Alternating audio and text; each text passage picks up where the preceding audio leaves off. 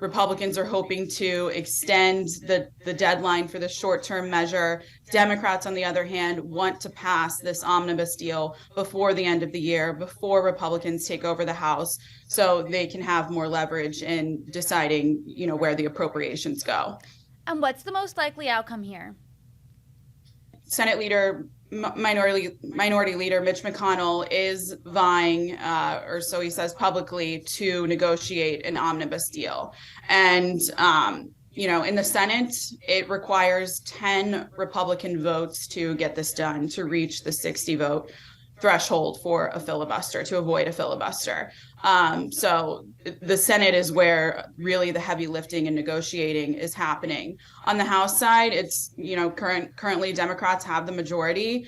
And so Kevin McCarthy is able to publicly come out against any omnibus deal. But privately, it's said that, he too hopes to pass an omnibus measure that would fund the government, through September 30th under whole new parameters next year, just to avoid this haggling at the beginning of his tenure and a possible government shutdown, which is even more likely to happen under a Republican-controlled House next year than it would be now. Kevin McCarthy has had a leadership battle. We've talked about this before, but would passing the omnibus bill further complicate that?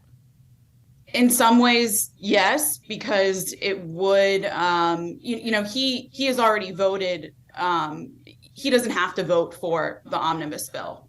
No Republicans do, as long as the majority of Democrats do in the House. So he is able to, again, publicly oppose this bill, and it curries favor with the coalition of conservatives who are really pushing to have the continuing resolution extended early into next year, so the Republican-controlled House can negotiate the full year package.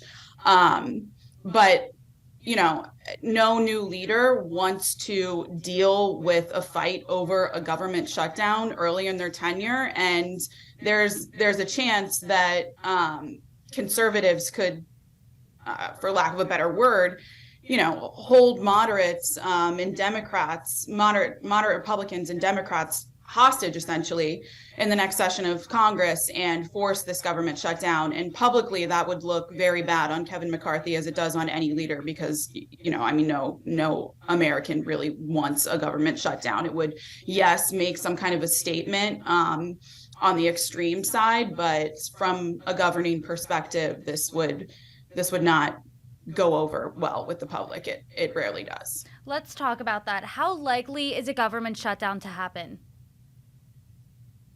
Well, if the omnibus bill, it's unlikely to happen this year. If the omnibus bill happens, then, we're in the clear through September 30th of next year. But again, it's more likely to happen next year under a split Congress, because not only would the House have to, appease this coalition of conservatives in crafting the new budget, they obviously want to make cuts to Biden's agenda. I mean, that's their entire initiative and platform, is they want to cut all kinds of social spending programs. But it would also have to appeal to a Democratic controlled Senate. So that is a lot harder ask when, the situation we're in now is we have two chambers who are controlled by Democrats, and we have Mitch McConnell, who is willing to recruit the Republican votes needed in the Senate to reach that filibuster threshold. You said that Americans don't like a government shutdown, and this seems like definitely a last case resort. But politically, are there any winners when this happens? So I want to point back to 2018, 2019, the last time this happened, because I feel like it's a good example. It was over border wall funding, which was just such a hot button issue and something that, Trump's base cared so much about that they could get away with a government shutdown. But in this case, I don't think that there is any one, major item that would warrant this in the eyes of the American public. And you mentioned what Republicans are pushing for, what Democrats are pushing for, but in order to compromise here, which side is going to have to concede more?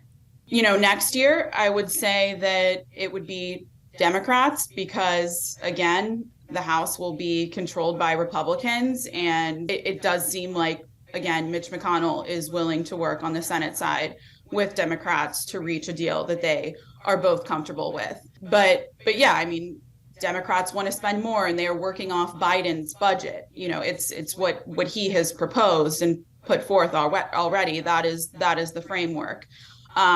So, things like climate initiatives, expansion of the Child Tax Credit Act, funding for Ukraine, those are all things that are kind of on the chopping block.